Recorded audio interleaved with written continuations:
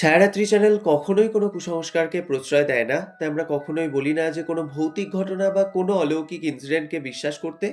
যারা বিশ্বাস করেন সেটা সম্পূর্ণই তাদের ব্যক্তিগত মতামত এবং যারা বিশ্বাস করেন না, তারা ঘটনাগুলিকে এন্টারটেনমেন্ট হিসেবেও নিতে পারেন। আজকে যে দিদিভাই আমাদেরকে ঘটনাটি পাঠিয়েছেন, দিদিভাইয়ের নাম হচ্ছে রিনা। তো দিদিভাই কোথা থেকে ঘটনাটি পাঠিয়েছেন সেটা আমাদেরকে বলতে বারণ করেছেন। তার কারণ হচ্ছে যে, যে হসপিটালটিকে কেন্দ্র করে এই ঘটনাটি, সেটা খুব নামকরা একটি হসপিটাল এবং সেই এলাকার সদর হসপিটাল। তো যে কারণে জায়গার নামটা বললে কিছু প্রবলেম হতে পারে। তো সেইজন্য দিদিভাই এখানে জায়গার নামটি আমাদেরকে বলতে বারণ করেছেন। তো যাই হোক, এই ঘটনাটি আজ থেকে প্রায় ২০-২৫ বছর আগেকার ঘটনা। তো তখন দিদিভাইয়ের বয়স অনেকটাই কম ছিল। উনি বলছেন যে বর্তমানে আমার বয়স হচ্ছে 54+। তো উনি পেশায় একজন পরিচারিকার কাজ করেন এবং আগেও এই কাজই উনি করতেন। তো তখন উনি একটু বেশি কাজ করতে পারতেন, যেহেতু তখন বয়সটা একটু অল্প ছিল। তো এখন বয়সের জন্যই এত কাজ করতে পারেন না। দিদিভাই বলছে যে, "আমি তো খুব একটা পড়াশোনা জানি না। তো সেই জন্য আমার ছেলে তোমাকে আমার কাছ থেকে শুনে ঘটনাটি লিখে পাঠালো। তুমি তোমার মতো করে ঘটনাটি গুছিয়ে বলো। এবং এই যে ইনসিডেন্টটা আমি তোমাকে আজকে পাঠাচ্ছি, এই ঘটনার জন্য কিন্তু আমার যমজ সন্তান ১.৫ বছর বয়সে মারা যায়। এবং এমন একটা ক্রিটিক্যাল সিচুয়েশন হয়ে গিয়েছিল, আমি তাদেরকে কিন্তু তখন বাঁচাতে পারিনি।" তো বন্ধুরা, সত্যিই একটি মর্মান্তিক ঘটনা আজ আমরা প্রত্যেকেই শুনবো। এবং এই যে ঘটনাটি, এটা তো ভয়ের ডেফিনেটলি আছেই, তার সঙ্গে খুব দুঃখজনক কিছু বিষয়ও এই ঘটনার মধ্যে থেকে কিন্তু আমরা আজকে শুনবো। তাই তোমাদের সকলকে বলবো যে তোমরা কেউ কোত্থাও যাবে না। একদম প্রথম থেকে শেষ পর্যন্ত আজকের এই পুরো এপিসোডটি তোমরা মন দিয়ে শোনো। আশা করছি তোমাদেরও কিন্তু আজকের এই ঘটনাটি শুনে ভীষণ ভালো লাগবে। এবং আরেকটি রিকোয়েস্ট তোমাদের সকলকে করব যে তোমরা তোমাদের আত্মীয়স্বজন, বন্ধু-বান্ধব প্রত্যেকের সাথে আজকের এই এপিসোডটি তোমরা শেয়ার করে নাও। তাহলে তারাও কিন্তু এরকম একটি ইউনিক ঘটনার সাক্ষী থাকতে পারবে। তো যাই হোক, বেশি কথা না বাড়িয়ে শুরু করছি আজকের এপিসোড নাম্বার ১৫৯। দিদিভাই যেভাবে আমাদেরকে ঘটনাটি আজকে পাঠিয়েছেন, ঠিক সেভাবেই আমি তোমাদের সামনে আজকে এই পুরো ঘটনাটি তুলে ধরার চেষ্টা করছি। ঘটনাটি আজ থেকে প্রায় ২০-২২ বছর আগেকার ঘটনা।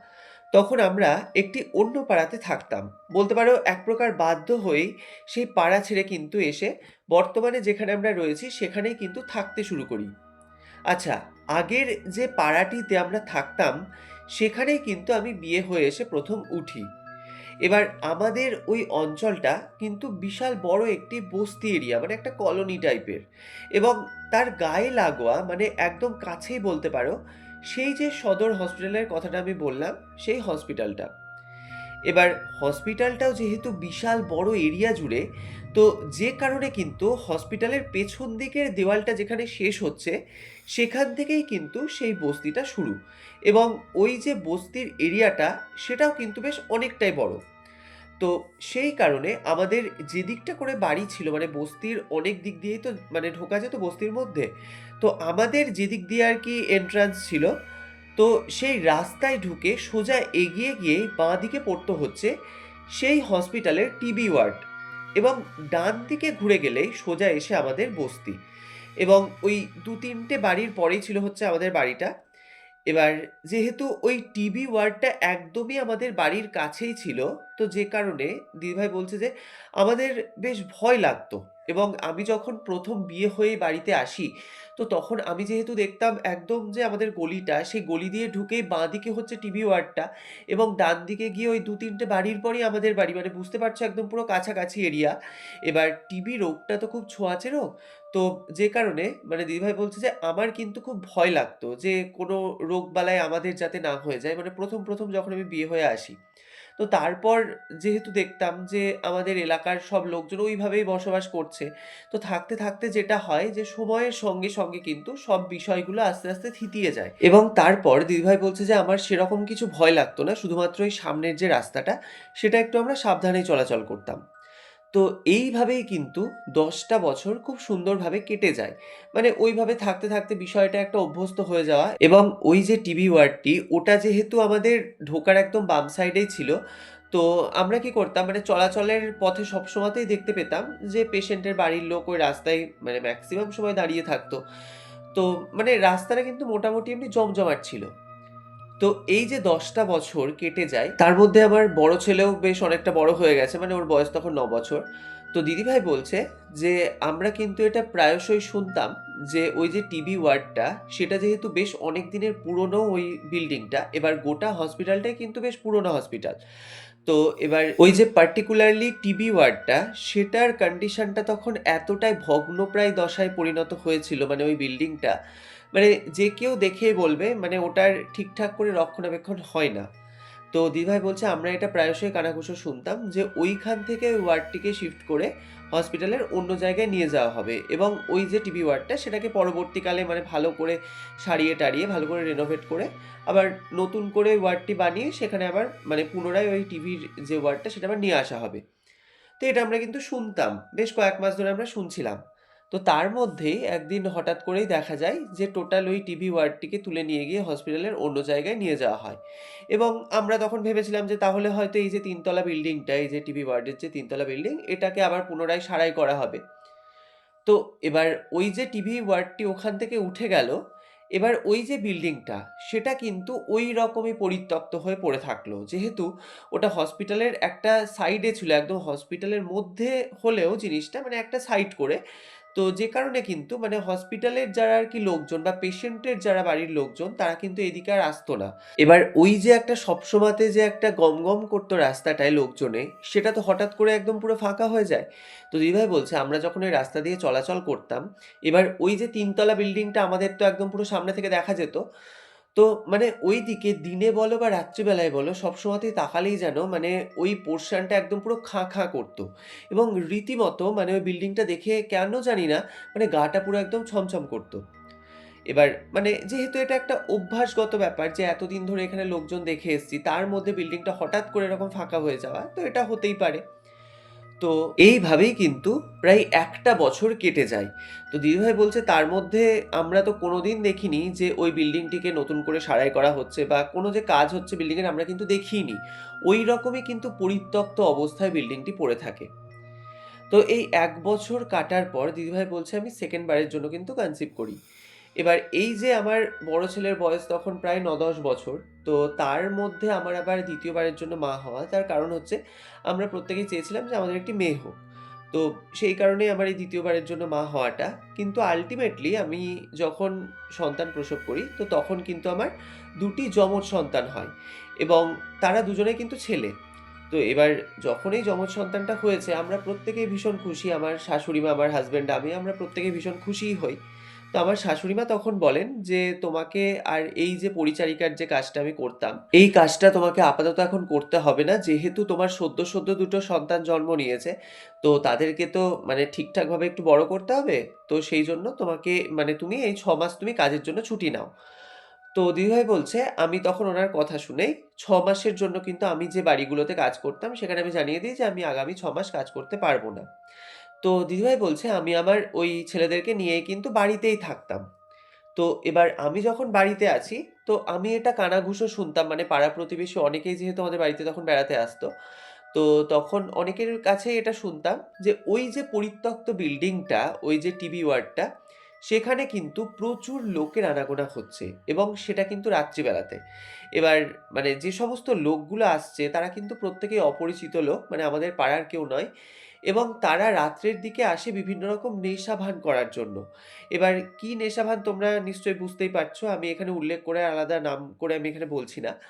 তো সেই রকমই মানে প্রচুর লোকজন কিন্তু ওখানে আসতো রাত্রিবেলায়।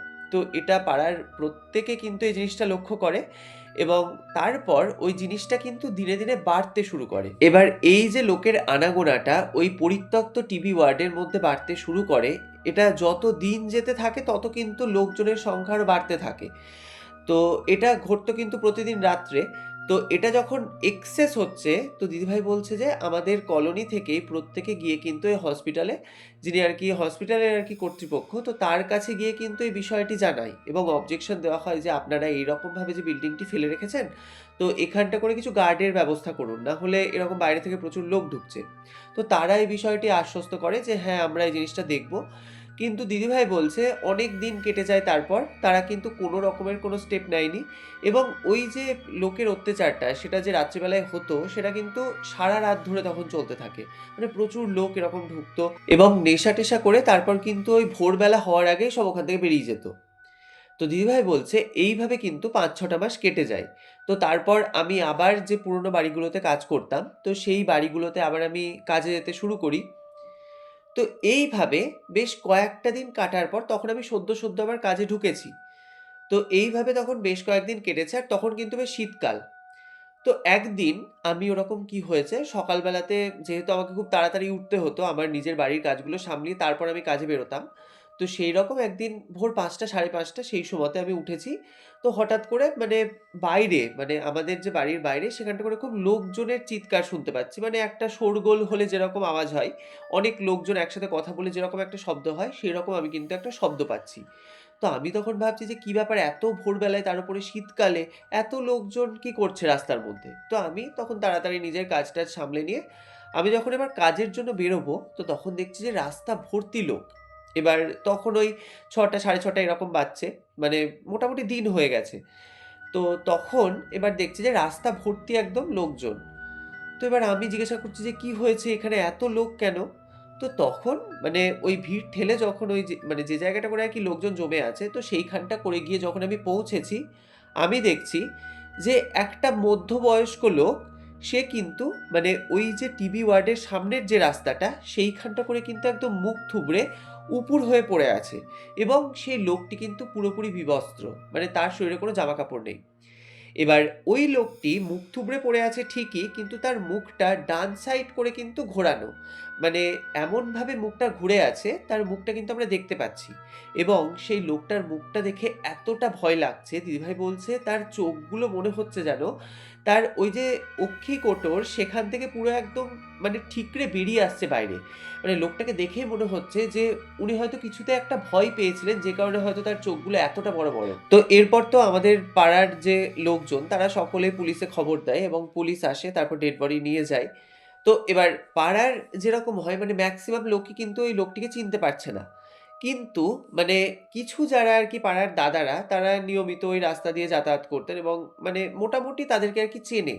তো তখন সেই পাড়ার কয়েকটি লোক, তো তারা তখন বলে যে, "আমরা এদেরকে দেখেছি এই বিল্ডিং এ ঢুকতে।" মানে প্রায়শই কিন্তু এই লোকটি এই বিল্ডিং এ ঢুকতো সে রাত্রিবেলাতে এবং এর সঙ্গে কিন্তু আরো কয়েকটা লোক আসতো।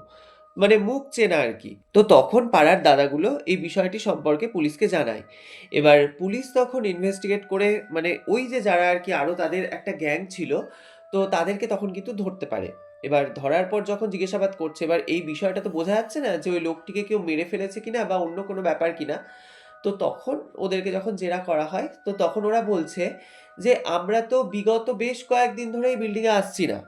তার কারণ হচ্ছে আমরা যখন এখানে আসতাম ঠিকই, কিন্তু যখন আমরা এখানে বসে থাকতাম হয়তো কোনো একটা রুমের মধ্যে আমরা বসে আছি, মানে ওই লোকগুলোর কথাই হচ্ছে যে, মানে আমাদের মনে হতো যেন আমরা ছাড়াও এই বিল্ডিং এ আরো কেউ আছে এবং কনস্ট্যান্ট আমাদেরকে ফলো করছে।"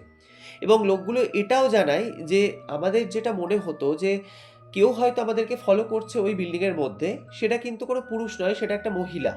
মানে আমরা বুঝতে পারতাম যে কেউ হয়তো আমাদের পেছনে হেঁটে যাচ্ছে বা কারোর কিন্তু আমরা একটা ফিসফিসানি কথা বলার শব্দ পেতাম।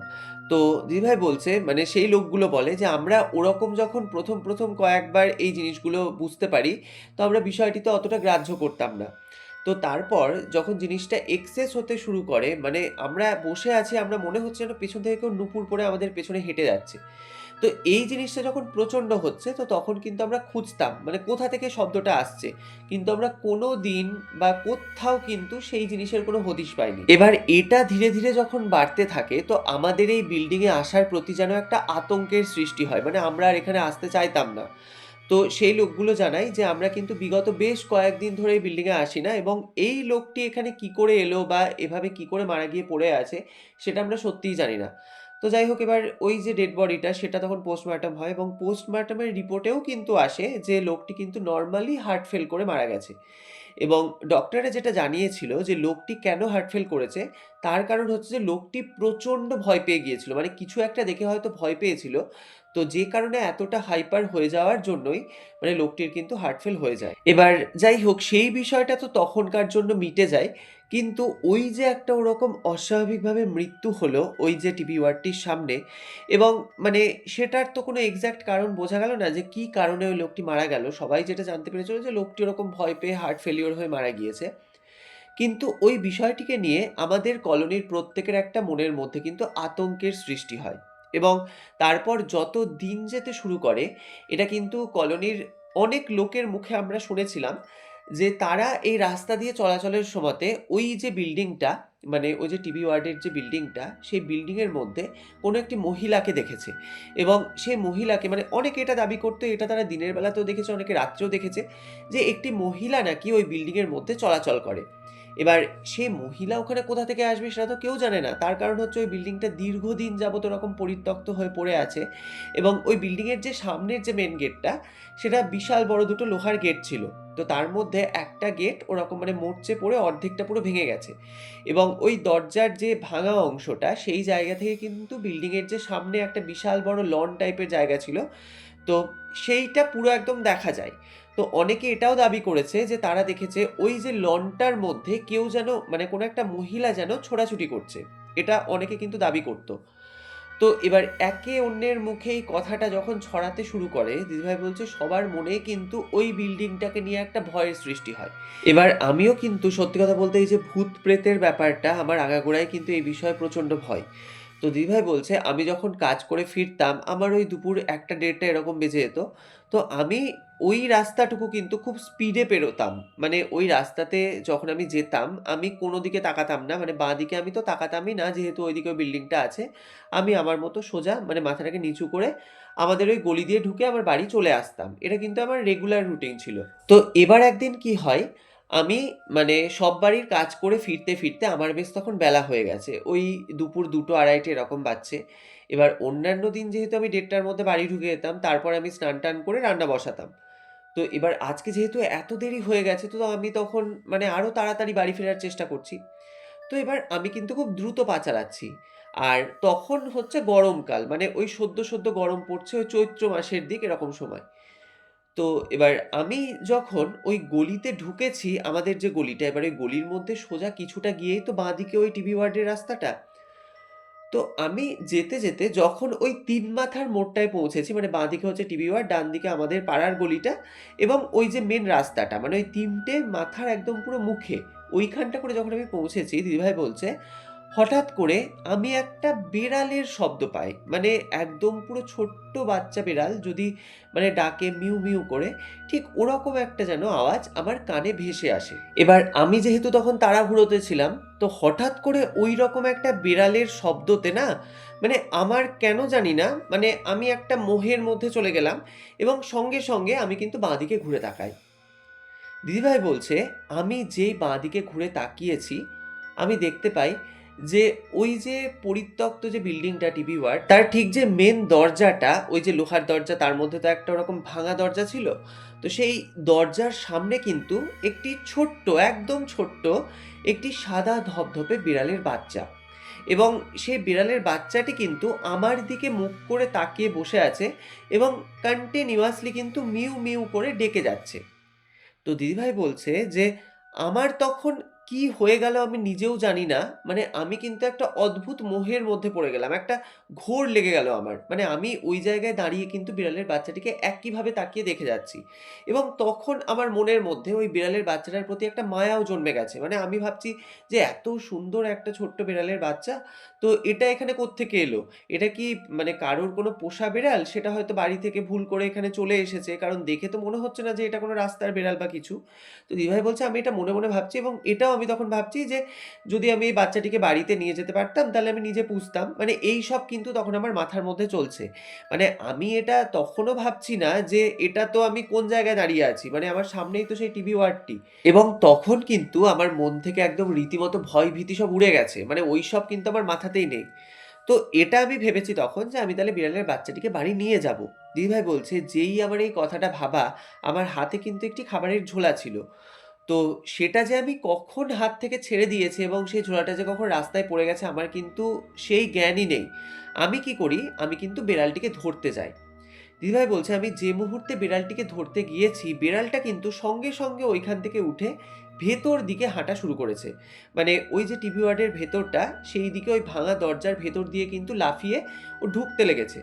এবার আমি তখন মানে বিড়ালের বাচ্চাটিকে ধরবো বলে আমি কিন্তু ওর পেছন, পেছন ছুটছি।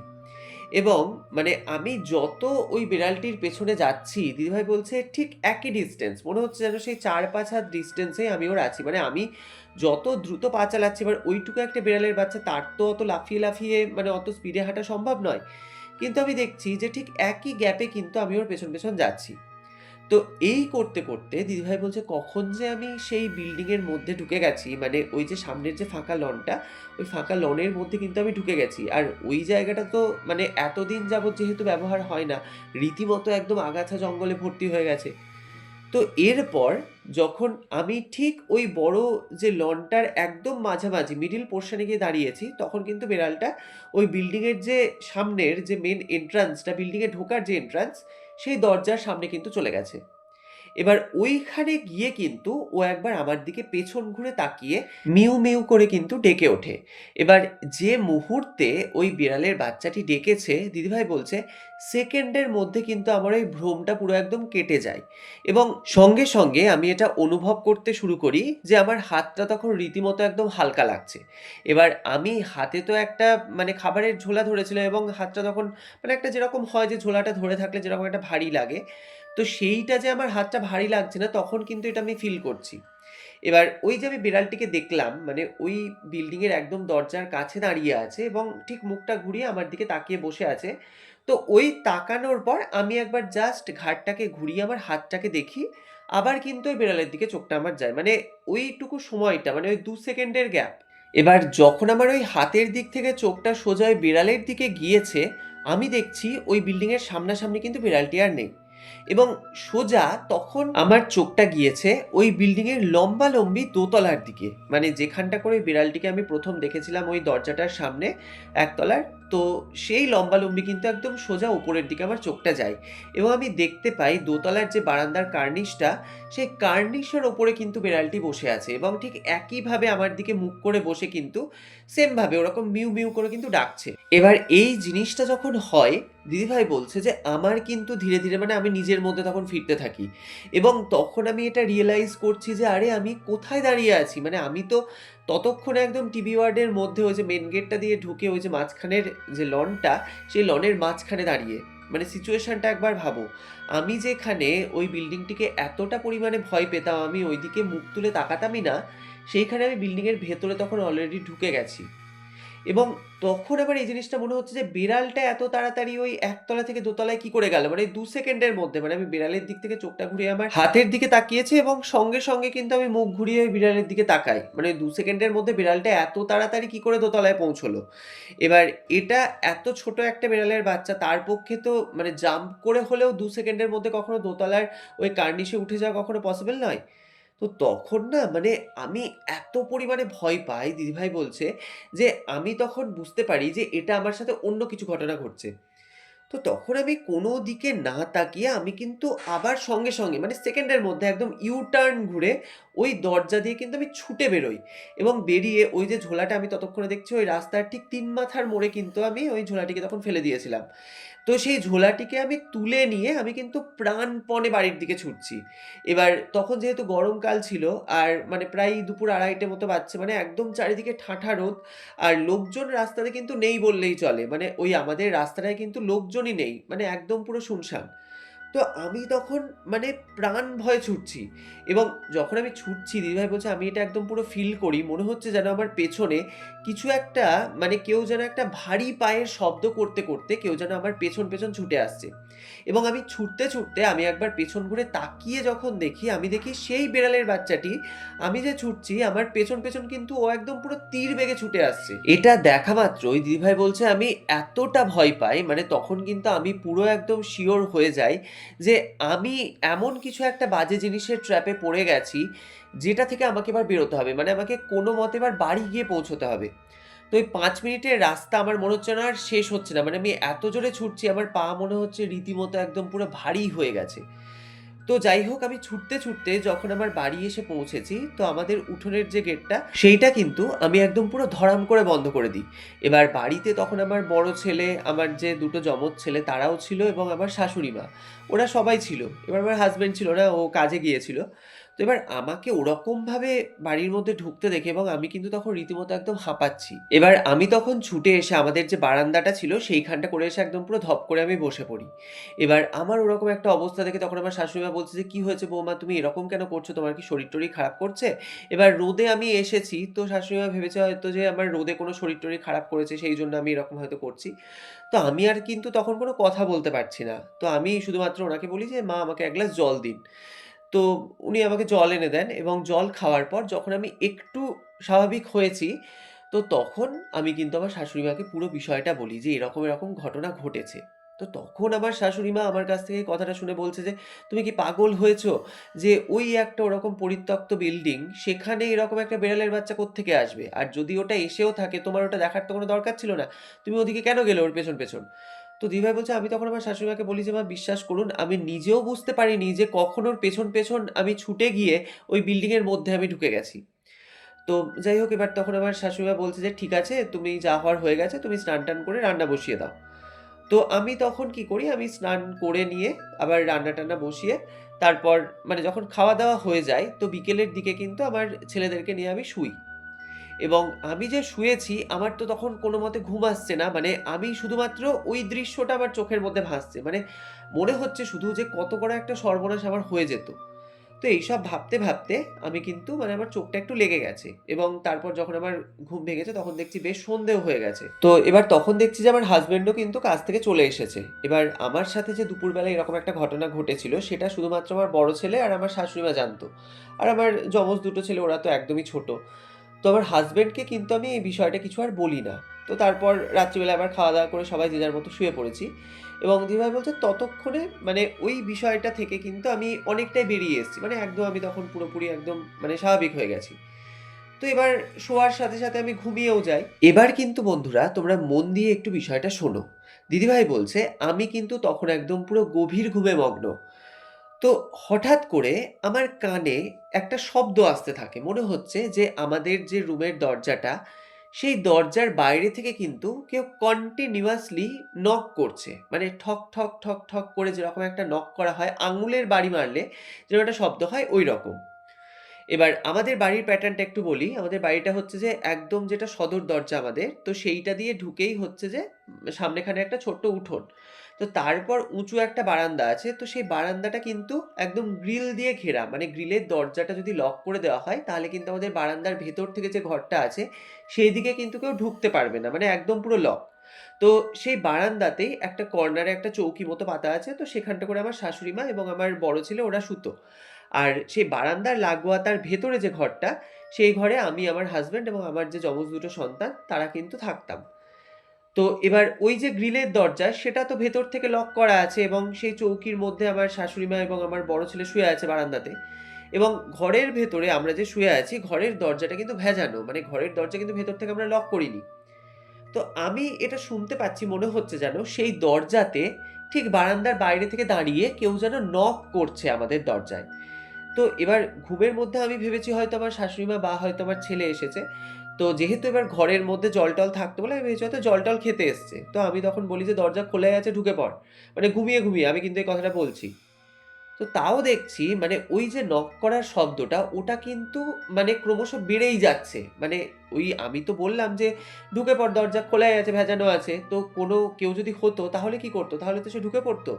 কিন্তু বিষয়টা তা হলো না। মানে আওয়াজটা কিন্তু কনস্ট্যান্ট হয়ে যাচ্ছে এবং আওয়াজের যে তীব্রতা সেটা কিন্তু ক্রমশ বাড়ছে। এবার ওই আওয়াজটা হতে, হতে দিদিভাই বলছে আমার কানে তখন সেই শব্দটা এত জোরে লাগতে থাকে, মানে রীতিমতো আমার ঘুমটা তখন ভেঙে যায় এবং আমি খুব অতিষ্ঠ হয়ে এবং বিরক্তির সঙ্গে আমি যেন বিছানাতে জেগে উঠে বসি। এবং যখন আমি বিছানায় জেগে উঠে বসেছি, দিদিভাই বলছে আমি পুরো শুনতে পাই ঠিক বারান্দায়, মানে আমাদের দরজার ঠিক বাইরেই তো হচ্ছে বারান্দাটা। সেই বারান্দা থেকে কিন্তু আবার সেই বিড়ালের ওরকম মিউ, মিউ করে ডাকার শব্দ। দিদিভাই বলছে আমি একদম পুরো স্পষ্ট শুনি। এবার যে মুহূর্তে ওই আওয়াজটা আমার কানে এসেছে, দিদিভাই বলছে মুহূর্তের মধ্যে আমার যে একটা তন্দ্রার ব্যাপার ছিল চোখে, সেটা কিন্তু একদম পুরো সঙ্গে, সঙ্গে কেটে যায় এবং আমার কিন্তু ওই দৃশ্যটা একদম সেকেন্ডের মধ্যে আমার মাথায় চলে আসে যে, আরে! এখানে ওই বিড়ালটা মনে হচ্ছে না যে ওই বিড়ালটা আবার এসে ঠিক দরজার বাইরে থেকে ডাকছে? এবার আমি না মানে ওই সেকেন্ডের মধ্যে আমার মাথার মধ্যে বিষয়গুলো ঘুরছে। আমি ভাবছি বিড়ালটা এখানে কি করে আসবে? আমার বাড়ির মধ্যে যদি ঢুকেও যায়, আমার গ্রিলের তো দরজাটা বন্ধ করা আছে। তো সেই গ্রিল ভেদ করে কি করে ভেতরে আসবে? মানে এইগুলো কিন্তু আমি তখন ভাবছি। আর তখন ওই যে বেড়ালের যে মিউ, মিউ করে ডাকার শব্দটা সেটা কিন্তু ক্রমশ বাড়ছে। মানে খুব লাউড হচ্ছে আওয়াজটা। এবার আমি ভাবছি যে আমি ঘরের মধ্যে শুধুমাত্র একাই আওয়াজটা শুনতে পাচ্ছি। এবার বারান্দা থেকে যদি বিড়ালটা ডাকে, তাহলে তো বারান্দায় আমার ছেলে, আমার শাশুড়ি মা সবাই শুয়ে আছে। তারা কিছু শুনতে পাচ্ছে না, শুধু আমিই শুনতে পাচ্ছি।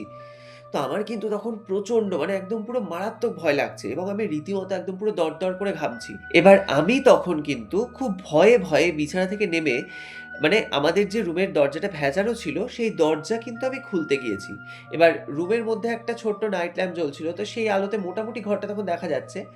তো আমি খুব আস্তে, আস্তে কিন্তু ঘরের দরজাটাকে একদম ফাঁক করে দেখার চেষ্টা করি যে বাইরে এক্সাক্টলি কি আছে। মানে আমি তো আওয়াজ শুনে বুঝতে পারছি যে বাইরে কোনো বিড়ালই হবে। কিন্তু মানে তখনও পর্যন্ত আমি এটা ভাবতেই পারছি না যে বিড়ালটা এখানে কি করে আসবে?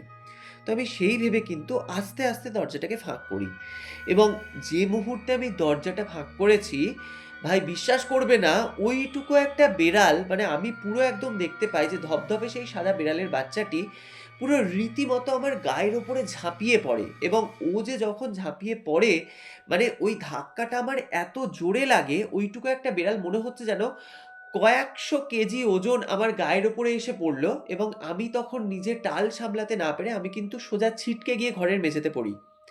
এবং যে মুহূর্তে আমি ছিটকে পড়েছি, দিদিভাই বলছে আমি কিন্তু বিকট জোরে একটা চিৎকার করে উঠি। মানে আমি তখন এতটা ভয় পেয়ে যাই, মানে আমি তখন থাকতে না পেরে আমি প্রচণ্ড জোরে চিৎকার করে উঠি। এবং যে মুহূর্তে আমি চিৎকার করেছি উইদিন সেকেন্ডের মধ্যে আমার যে দুটো যমজ সন্তান তারা কিন্তু চিৎকার দিয়ে কেঁদে ওঠে। এবার এই যে একটা ঘটনা ঘটে গেল, এত চিৎকার, এত আওয়াজ তো তখন ন্যাচারালি এবার মানুষের ঘুম ভেঙে যাবে। তো আমার পাশে যে আমার হাসব্যান্ড শুয়েছিল, হাসব্যান্ডও জেগে যায় এবং আমার শাশুড়িমাও বারান্দায় ছিলেন। তো উনিও কিন্তু তখন জেগে গিয়েছেন এবং উনি তখন ধড়পড় করে উঠে এসছেন যে, "এত চিৎকারটা কিসের? মানে আমি কেন এত জোরে চিৎকার করে উঠলাম?" এবং বাচ্চারা তখন রীতিমতো কাঁদছে। তো তখন উঠে এসে উনি বলছেন যে, "কি হলো বৌমা তুমি এরকম কেন চিৎকার করছো?" এবং আমার হাসব্যান্ডও বলছে যে, "কি ব্যাপার তুমি এত জোরে কেন চিৎকার করলে?" তো তখন আমি কিন্তু আমার শাশুড়ি মাকে উদ্দেশ্য করে বলি যে, "মা ওই বিড়ালটি আবার এসেছে।" তো এবার উনি তখন বলছেন যে, "বিড়াল কোথা থেকে আসবে? তুমি এসব কি বলছো?" তো তখন আমি বলি যে, "মা বিশ্বাস করুন আমি দেখেছি এরকম বিড়ালটা। আমি ওই বিড়ালের শব্দ পেয়েই কিন্তু ঘুম থেকে উঠেছিলাম এবং তারপর যে ঘটনাটা হয়েছে আমি কিন্তু পুরো বিষয়টা বলি।" এবার সঙ্গে, সঙ্গে গোটা ঘরের আলো জ্বালানো হয় এবং আলো জ্বালানোর পর সবকিছু দেখা হচ্ছে। মানে খাটের তল দেখা হচ্ছে, আলমারির পেছন মানে যেরকম হয় গোটা ঘরটা একদম পুরো তন্ন, তন্ন করে খোঁজা হয়। কিন্তু কোথাও সেই বেড়ালের কিন্তু কোনো রকম কোনো অস্তিত্ব নেই। তো এবার ন্যাচারালি এবার শাশুড়িমা বলছে, "তুমি হয়তো কোনো ঘুমের ঘোরে স্বপ্ন দেখেছো যে কারণে হয়তো তুমি ভাবছো যে সত্যি করে বিড়ালটা এসছে।" এবার আমি তো মানে একদম নাছোড়বান্দা। মানে আমি জিনিসটা উঠেছি, ঘুম থেকে উঠে বিছানা থেকে উঠে তারপর দরজা খুলেই তো আমি বিড়ালটিকে দেখেছিলাম। তো আমি কোনোভাবেই মানছি না। এবার তখনও কিন্তু আমার ছেলেরা ওরকম কনস্ট্যান্ট কেঁদেই যাচ্ছে। তো তখন এবার দিদিভাই বলছে, "আমি যখন আমার ছেলেদেরকে দেখতে গিয়েছি যে ওরা শুয়ে থাকা অবস্থায় এত কেন কাঁদছে?" ভাই বিশ্বাস করবেন আমি দেখছি যে আমার ২ ছেলেরই মানে আমার তো যমজ ছেলে ছিল। তো ২ ছেলেরই ওই ডান দিকের গলার কাছে ৩ টে বড়, বড় নোকের আঁচড়ের দাগ এবং আঁচড়ের দাগটা কিন্তু খুব ডিপ ভাবে কেটে গেছে এবং সেই জায়গা থেকে রীতিমতো কিন্তু ব্লিডিং হচ্ছে। এবার এটা দেখে তো তখন আমি ভাবছি যে এটা কি করে হলো? মানে দুটো ছেলেরই এইভাবে গলার কাছে এভাবে চিরে দিল কে? তো তখন আমার শাশুড়ি মাকেও বলি যে, "মা দেখুন এইখানটা করে এরকম হয়েছে।" তো তখন এবার সবাই কিন্তু ভাবছে যে তাহলে হয়তো হ্যাঁ, সত্যিই হয়তো বিড়ালটি এসেছিল। কিন্তু এর মধ্যে একটা অদ্ভুত করা বিষয় সেটা হলো যে ওইটুকু একটা বিড়ালের বাচ্চা, সে যদি আমি ধরেও নিই তর্কের খাতিরে যে সে যদি আমার বাচ্চাদের ওরকম গলার কাছে ছুঁড়েও দেয়, তাহলে সেটা কি করে? মানে ওইটুকু বিড়ালের আঁচড় তো কখনো এত ডিপ ভাবে কাটতে পারে না। এটা দেখা মাত্র আমরা প্রত্যেকেই কিন্তু ভীষণ অবাক হই। তো এবার বাচ্চারা তো তখন ওই যন্ত্রণাতে রীতিমতো একদম ছটফট করছে এবং কাঁদছে। তো তখন আমি আর আমার শাশুড়ি মা যেহেতু আমাদের হসপিটালটা একদম কাছে কাছেই ছিল। তো ওই অত রাত্রেই কিন্তু বাচ্চা দুটোকে আমরা দুজনে নিয়ে ওই হসপিটালের উদ্দেশ্যে আমরা ছুটি এবং তারপর ওখানে যাওয়ার পর ওখানে এমার্জেন্সিতে যিনি ডক্টর ছিলেন ওনাকে, তারপর নার্সদেরকে প্রত্যেককে দেখানো হয়। এবার প্রত্যেকে বলছে যে, "কি করে হলো? বাচ্চাদের এরকম অবস্থা?" তো আমরা তাদেরকে তখন পুরো বিষয়টি বলি যে, "এরকম, এরকম ঘটনা ঘটেছে।" তো ওনারা তারপর ফার্স্ট এড করে দেন, তারপর ব্যান্ডেজ করে দেন। তো ওই রাত্রে কিন্তু আমরা বাচ্চাকে নিয়ে আসি বাড়িতে। তখনও পর্যন্ত বাচ্চা কেঁদে যাচ্ছে। তো ওইভাবে কাঁদতে, কাঁদতে এবার সারারাত্রির ঘুম তো আমাদের তখন গেল। তো ঐরকম হতে, হতে মানে রাত্রিটা যখন কাটে ওই ভোরের দিকে আমাদের একটু চোখটা লেগে যায়। ওই ২-৩ ঘন্টা মতো একটু ঘুমিয়েছিলাম। তারপর যখন ঘুম থেকে উঠেছি তখন দেখছি মানে বাচ্চারা তখন আরো রীতিমতো কষ্ট পাচ্ছে এবং ওদের গলা তখন মানে যেরকম একটা গলার সাইজ সেটার পুরো ডবল হয়ে গেছে ফুলে। মানে এতটা গলাটা ফুলে গেছে। দুজনেরই কিন্তু। এবার এটা দেখে তখন আমরা ভাবছি যে কি ব্যাপার হলো? মানে যদি এটা ইনফেকশনও হয়ে যায়, এবার এই ৩-৪ ঘন্টার মধ্যে তো কখনো ইনফেকশন হতে পারে না। এবার ওদের তখন ঠিক এতটাই কষ্ট হচ্ছে, ওরা কিন্তু ঠিক করে খাবার তো দূরের কথা, মানে জল পর্যন্ত গিলতে পারছে না।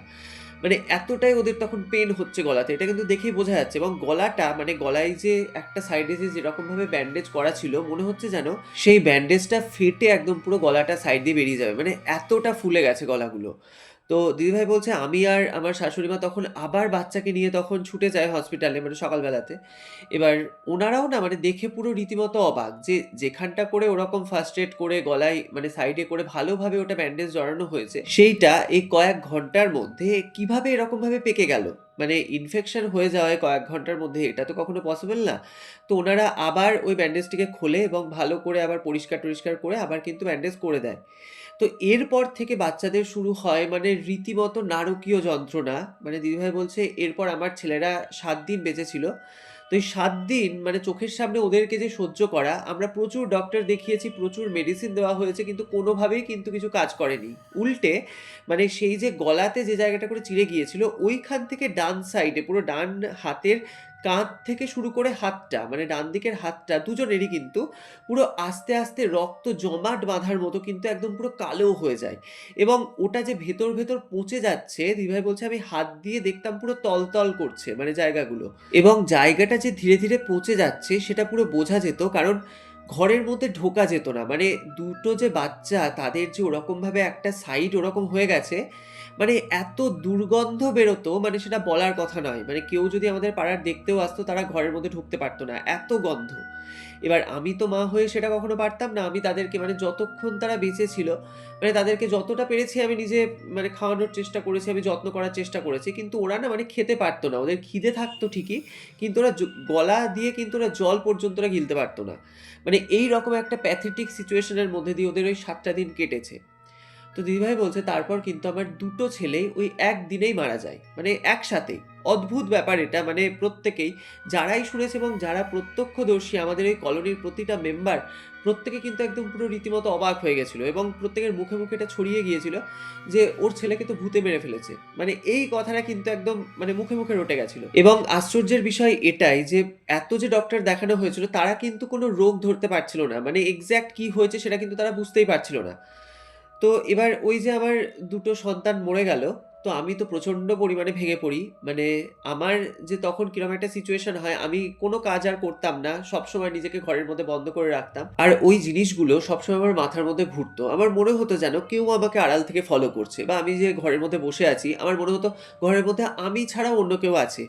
এবার এইরকম যখন হয়, ধীরে, ধীরে যখন আমি নিজেকে গুটিয়ে নিচ্ছি ঘরের মধ্যে, তো মানে একটা কি বলবো? একটা মেন্টালি ট্রমার মধ্যে কিন্তু আমি চলে গেছিলাম। এবং তারপর থেকে যেটা হতো, মানে আমি কিন্তু রাত্রিবেলায় ঘুমোতে পারতাম না। মানে যখনই আমি চোখটা বন্ধ করতাম, আমি পুরো চোখের সামনে আমি দেখতে পেতাম সেই যে বিড়ালের বাচ্চাটি, সে পুরো ছুটে এসে আমার উপরে ঝাঁপিয়ে পড়ছে। মানে এই দৃশ্যটা কিন্তু আমি বারবার দেখতাম। এইভাবে যত দিন যেতে থাকে, দিদিভাই বলছে আমি কিন্তু ধীরে, ধীরে একদম পুরো রোগা টিংটিঙে হয়ে যাই। কারণ আমি খেতে পারতাম না, ঠিক করে ঘুমোতে পারতাম না।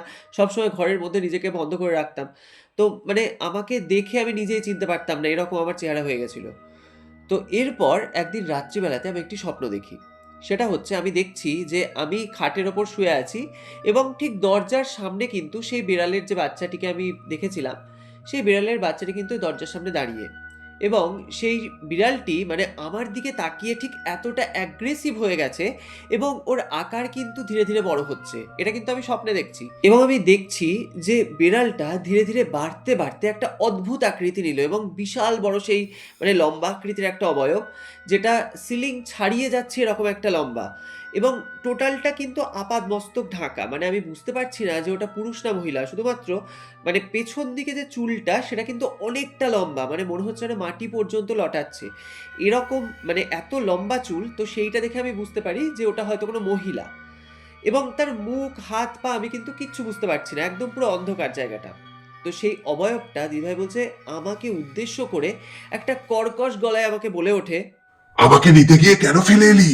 তোর দুই বেটাকে মেরেছি, এবার তোদের সবাইকে মারবো। এইটা যখন আমাকে বলে দিদিভাই বলছে এতক্ষণ তো আমি বুঝতে পারছিলাম না যে ওটা আমি স্বপ্ন দেখছি না বাস্তবে আমার সাথে জিনিসটা ঘটছে। তো এটা দেখার সঙ্গে সঙ্গে দিদিভাই বলছে আমি চিৎকার করে বিছানাতে একদম জেগে উঠি, এবং যখন আমি ঘুম থেকে উঠেছি আমি বুঝতে পারি যে এটা আমি স্বপ্ন দেখি। তো এবার কি হতো, মানে আমি যেহেতু এরকম একটা ট্রমার মধ্যে সবসময় থাকতাম, তো যে কারণে আমার হাজবেন্ড আমার শাশুড়ি মা আমাকে মানে একটু চোখে চোখে রাখতেন। তো আমি যখন ওরকম একটা চিৎকার করেছি সবাই তখন ছুটে এসেছে যে কি হলো, আমি এরকম কেন চিৎকার করলাম। তো দিদিভাই বলছে, আমি তখন আমার শাশুড়িমাকে বলি, "মা আমি এই বাড়িতে আর থাকবো না। মানে এই বাড়িতে থাকলে হয়তো আমরা প্রত্যেকেই মারা পড়বো।" তো তখন শাশুড়িমা বলছে যে, "কেন কি হয়েছে? তুমি এরকম কেন বলছো?" তো দিদিভাই বলছে, আমি তখন ওই পুরো বিষয়টা বলি যে এরকম, এরকম আমি স্বপ্ন দেখেছি এবং রাতের পর রাত আমার ঘুম হয় না। আমি চোখ বন্ধ করলে ওই বিড়ালটিকে আমি দেখতে পাই। তো এরপর আমার হাসব্যান্ড কিন্তু আর এক মুহূর্ত দেরি না করে ও মানে একটা বাড়ির খোঁজ করতে থাকে যেখানে আমরা ভাড়া উঠে যেতে পারবো। তো সেইরকম খুঁজতে, খুঁজতে আমরা কয়েকদিনের মধ্যে একটি ঘর ভাড়া পেয়ে যাই এবং সেখানেই আমরা সপরিবারে শিফট হয়ে যাই। এবার এই যে আমাদের পুরনো বাড়িটি যেটায় আমরা আগে থাকতাম, তো সেটা আমাদের তো নিজস্ব বাড়ি ছিল। তো ওটাতে আমরা তখন তালা বন্ধ করে এই নতুন যে ভাড়া বাড়ি সেখানটায় আমরা শিফট হয়েছিলাম, এবং ওখানে যাওয়ার আগে কিন্তু ওই যে রুমটা আমরা ভাড়া নিয়েছিলাম সেখানে কিন্তু আমরা খুব ভালো করে পুজো এবং হোমযজ্ঞ দিই। তার কারণ হচ্ছে মানে এত মানে যে বাড়িটাতে আমরা আগে থাকতাম সেই বাড়িটার মধ্যে টোটালটাতে এত একটা নেগেটিভ ভাইবস হয়ে গেছিল না, মানে পুরো বাড়িটাই মনে হতো যেন একটা ভূতুড়ে বাড়ি। তো সেই জন্য মানে এটা একটা নিজের মনের প্রশান্তির জন্য বলতে পারো, আমরা কিন্তু সেখানে খুব ভালো করে একটা পুজো দিয়ে তারপরে বাড়িটিতে আমরা ভাড়া উঠি। তো সেখানে যাওয়ার পর দিদিভাই বলছে মানে আস্তে আস্তে কিন্তু আমি ঠিক হতে শুরু করি, এবং মানে তখন আমি রাত্রিবেলায় একটু করে ঘুমোতে পারতাম, একটু খেতে পারতাম, মানে আগের যে লাইফটা সেরকম আমি আস্তে আস্তে আমি বুঝতে পারছি যে আস্তে আস্তে আমি ওই লাইফে তখন ফিরছি, এবং কয়েক মাসের মধ্যে আমি কিন্তু একদম পুরোপুরি সুস্থ হয়ে যাই। তো তারপর যেটা হয়েছিল মানে আমি তো সব কাজ ছেড়ে দিয়েছিলাম, আমি সবসময় নিজেকে মানে ঘরের মধ্যে বন্দি করে রাখতাম। তো তারপর কিন্তু আবার আমি সেই আগে যেরকম কাজ করতাম সেরকম আমি কাজ ধরি। আর আমাদের ওই যে পুরনো বাড়িটা সেটা অনেক পরে বিক্রি করা হয়েছিল। তো তারপর যেটা হয় দিদিভাই বলছে এখনো পর্যন্ত ওই ভাড়া বাড়িতেই আমরা রয়েছি। তো আমার ছেলের এখন বিয়ে হয়ে গেছে। আমার ছেলে, ছেলের বউ, আমার হাসব্যান্ড, আমি আমরা প্রত্যেকেই রয়েছি। আমার শাশুড়ি মা মারা গিয়েছেন। তো এখনো পর্যন্ত আমরা ওই বাড়িতেই কিন্তু আছি। কিন্তু ওই যে ওই এলাকাটা মানে যে কলোনিটা আমাদেরকে বাধ্য হয়ে এক প্রকার ছাড়তে হয়েছিল। তো ওখানকার লোকজনের সাথে তো আমাদের কনট্যাক্ট এখনো আছে। তো তাদের কাছ থেকে আমরা এটা জানতে পারি ওই রাস্তাটা কিন্তু এখনো পর্যন্ত ঐরকম হন্টেড, এবং ওই যে টিবি ওয়ার্ডটি সেটা কিন্তু এখনো ওই অবস্থাতেই পরিত্যক্ত হয়ে পড়ে আছে। এবং আজ থেকে প্রায় ২০-২৫ বছর আগের ঘটনা আমি বলছি। মানে তখনই তো ওই বিল্ডিংটার দশা একদমই খারাপ ছিল। তো এখন নাকি সেটা আরো এত খারাপ হয়ে গেছে, মানে রীতিমতো দেখে মানে যে কেউ দেখে বলবে যে ওটা ভূতের বাড়ি। মানে এরকম হয়ে গেছে চেহারাটা। তো দিদিভাই বলছে যে আমরা তো আর কোনোদিন ওই রাস্তায় যাইনি। তবে ওদের সাথে যেহেতু কনট্যাক্টটা রয়েছে ওদের কাছ থেকে আমরা খবরটা পাই। তো ওই জায়গা মানে ওই যে টিবি ওয়ার্ডটা এখনো যে ঐরকমভাবে পড়ে আছে, হসপিটাল কর্তৃপক্ষ কোনো রকম কোনো স্টেপ নেয়নি যে ওই জায়গাটাকে সারিয়ে আবার নতুন করে ব্যবহার করা যায়। সেরকম ওরা কিছু ভাবেনি। উল্টে কিন্তু মানে হসপিটালের অন্য দিকটার ওরা বিল্ডিংটা বাড়িয়েছে। এবার তারাও তো এই বিষয়টা জানে যে ওই যে পার্টিকুলারলি যে টিবি ওয়ার্ডটা সেটা ঠিক কতটা পরিমাণে হন্টেড। তো যে কারণে মানে এটা হতেই পারে যে সেখানকার স্টাফরা চায় না যে সেখানে গিয়ে আবার পুনরায় কাজ করতে। তো যে কারণে বিল্ডিংটা ওইভাবেই পড়ে আছে। তো দিদিভাই যেটা আমাকে লিখে জানিয়েছে যে এটা ওনাদের অঞ্চলের মানে ওই এলাকার কিন্তু একদম পুরো সদর হসপিটাল, এবং একটাই ওরকম হসপিটাল রয়েছে। তো যে কারণে তিনি আমাদেরকে নামটি বলতে বারণ করেছেন জায়গার, এবং হসপিটালের নামটিও উনি হাইড রাখতে বলেছেন কিছু প্রাইভেসির জন্য। তো সেই জন্য আমি জায়গার নামটা এখানে বললাম না। তো সত্যি একটা অসাধারণ ঘটনা আমরা প্রত্যেকেই আজকে শুনলাম, এবং একটা জিনিস আমার সবথেকে বেশি খারাপ লাগলো যে ওই দুটো ছোট ছোট বাচ্চা, তো তাদের তো কোনো দোষ ছিল না বা তারা এই বিষয়টি কিছু জানতোও না। কিন্তু এমনভাবে তাদের এই পরিস্থিতির শিকার হতে হয়, তাদের অকালে এইভাবে প্রাণটা যায়। মানে সত্যি এই জায়গাটা আমার খুবই মর্মান্তিক লেগেছে। তো বন্ধুরা, তোমাদের আজকের এই এপিসোডটি শুনে কেমন লাগলো সেটা অবশ্যই আমাদেরকে কমেন্টের মাধ্যমে লিখে জানিও, এবং ঘটনাটি শুনে যদি তোমাদের ভালো লাগে তাহলে অবশ্যই একটা লাইকের সঙ্গে সঙ্গে একটা হাইপ করে কিন্তু আমাদের সাথে থাকতে তোমরা একদমই ভুলো না।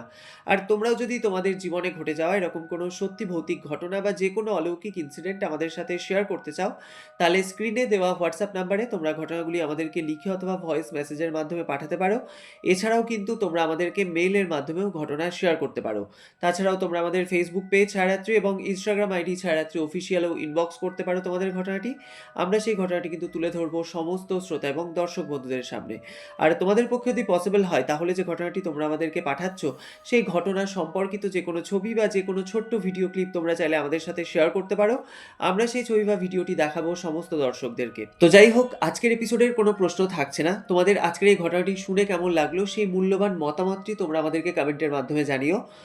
তো গত এপিসোডে যারা আমাদেরকে সঠিক উত্তর দিয়েছিলেন তারা হলেন সুদেশনা সিনহা রয়, বাংলাদেশের ঢাকা থেকে আদিবা মিম, ব্যাঙ্গালোর থেকে তুলিকা মজুমদার, মৌসুমী মুখার্জি, বহুলার অন্ডাল থেকে অজিত বাউরি এবং নদিয়ার আসাননগর থেকে বাসন্তী মণ্ডল। তো এছাড়াও যারা আমাদেরকে কমেন্ট করেছেন তারা হলেন রহরা থেকে মনিকা ঘোষাল, কলকাতার গার্ডেন রিচ থেকে আরিফ মোল্লা, ডানকুনি থেকে জবা চক্রবর্তী, মালদা থেকে পূজা সরকার এবং সৃজিতা মণ্ডল। তোমাদের সকলকে জানাচ্ছি অসংখ্য ধন্যবাদ তোমাদের মূল্যবান মতামত আমাদেরকে জানানোর জন্য। তো তোমরা এভাবেই আমাদেরকে কমেন্টের মাধ্যমে জানাও যে তোমরা কোথা থেকে ঘটনাগুলি শুনছো এবং ঘটনাগুলি শুনে তোমাদের কেমন লাগছে সেই মতামতটিও কিন্তু তোমরা আমাদেরকে অবশ্যই জানিও। তো যাই হোক, আজকের মতো বিদায় নিচ্ছি। দেখা হচ্ছে আবার পরবর্তী নতুন ভয়ঙ্কর ঘটনা নিয়ে আগামী বৃহস্পতিবার। ততক্ষণ তোমরা সকলে ভালো থেকো, সুস্থ থেকো। শুভরাত্রি।